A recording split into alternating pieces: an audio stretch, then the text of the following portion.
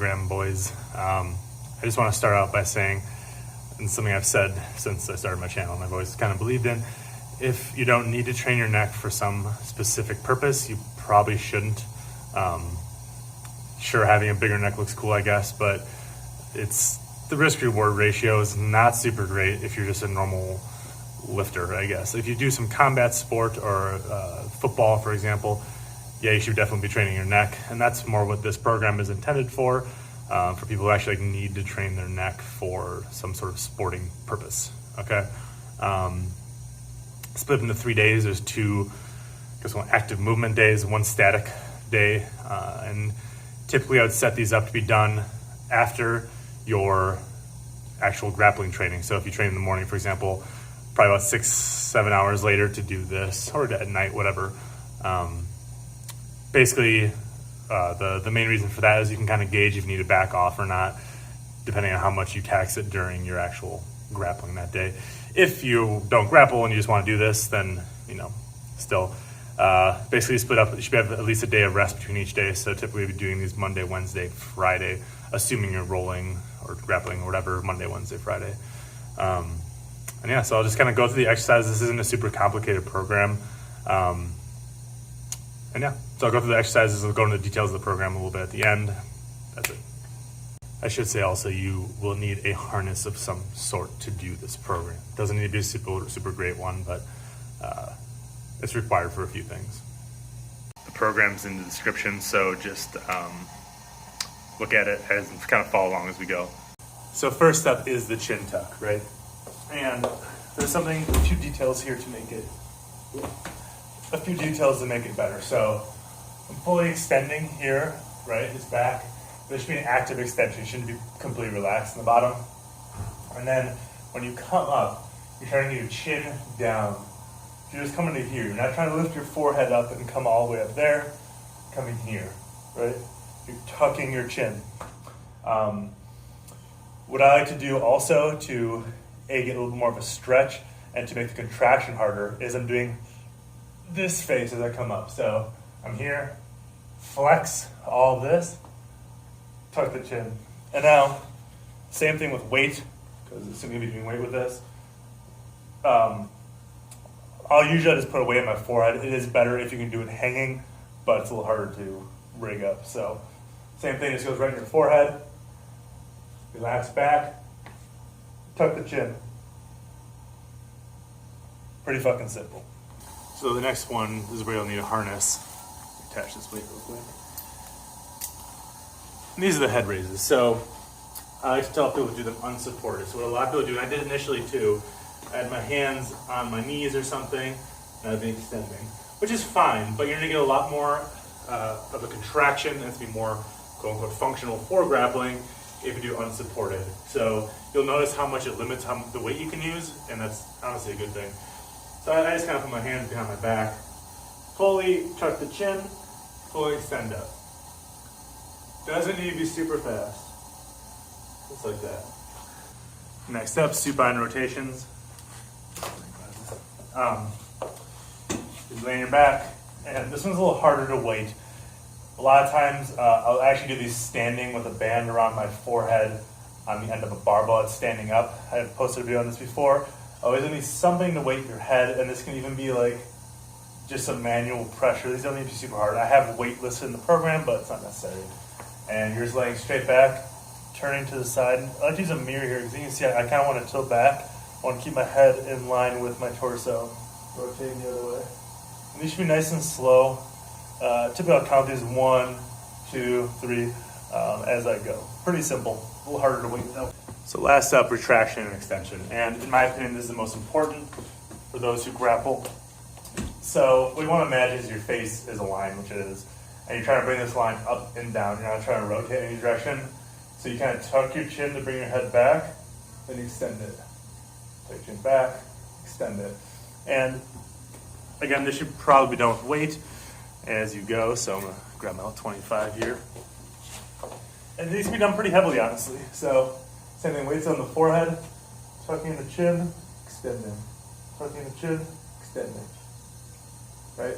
Nothing crazy. So the static exercise, let's go over really quickly. You're basically going to hold a weight in every direction your neck can go, essentially. Well, so weight here, holding statically, and you're going to flip around, and this works best with a harness, but again, holding straight here. And this one you can also do if you want to make it a little harder. Again, this bent over position unsupported, which is probably a little better, but if you're fatigued, I wouldn't do that. Then laying on your side, each side obviously, weight here. And then the last one, this is kind of I posted a video of this last week. This is for more advanced people, but assuming you grapple, you're probably somewhat advanced and have trained with this, is to do it with a rotation. So fully rotating, putting the weight here, and holding statically, right?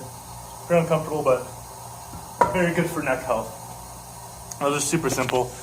Just be careful with them and focus on your positioning. So again, if you have access to a mirror, I would use one. This last one, you need a partner, and I don't have one right now, so I'll do my best to explain it. So these are called neck catches, and these are more optional, but if you do grapple, these are important. So you'd be laying on your back or side, whatever direction you're doing at the time, and you'll have someone supporting your head. So you basically, they'd be holding the entire weight of your head from behind, probably standing over you.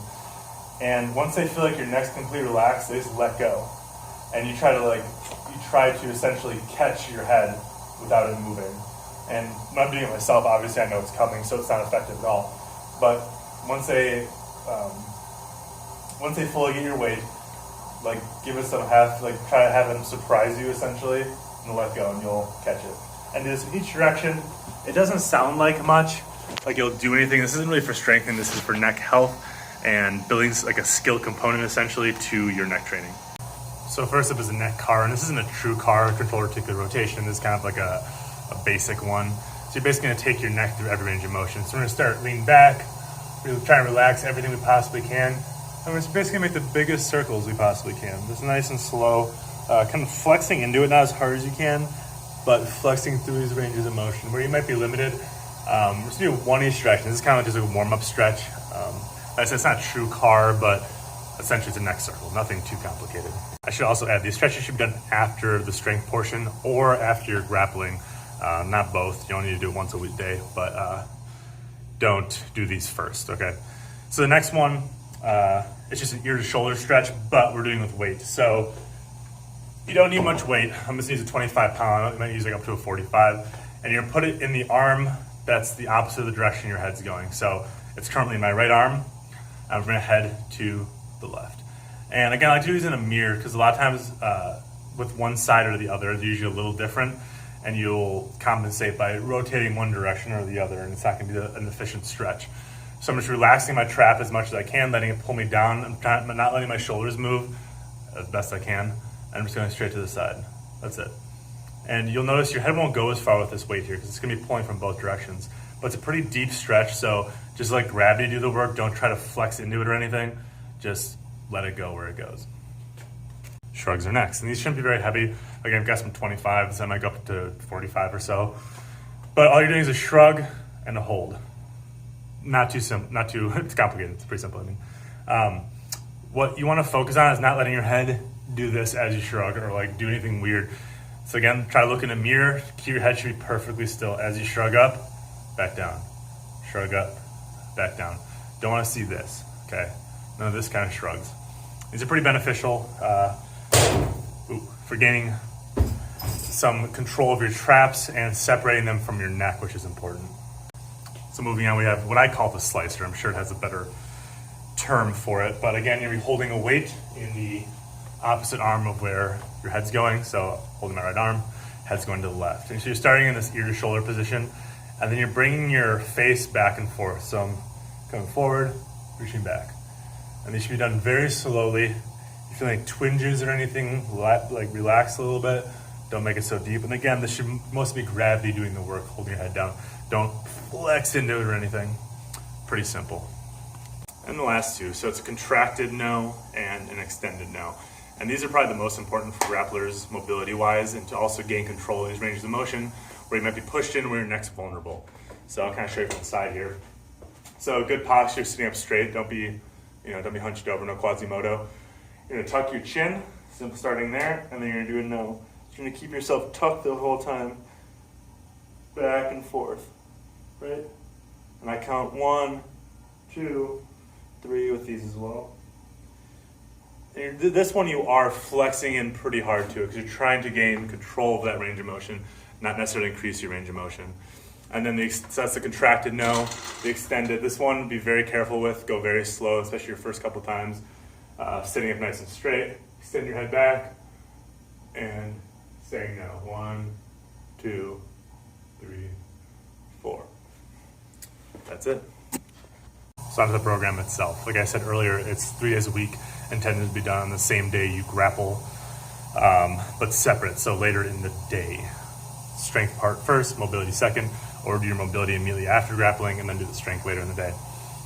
It's essentially a double progression where you're adding a set so from week 1 you start with just 2 sets, week 3, 3 sets, week 4, 4 sets. And then you start over with 2 sets, but you add weight. Pretty simple, it's a double progression of sorts. It's an easy way to ease into the program, or ease into increasing the weight, I should say. Starting the program, if you've never trained your neck before, you probably shouldn't be using weight at all. And in my opinion, your neck should never be sore when you're doing this. If your neck is sore, you're doing too much weight.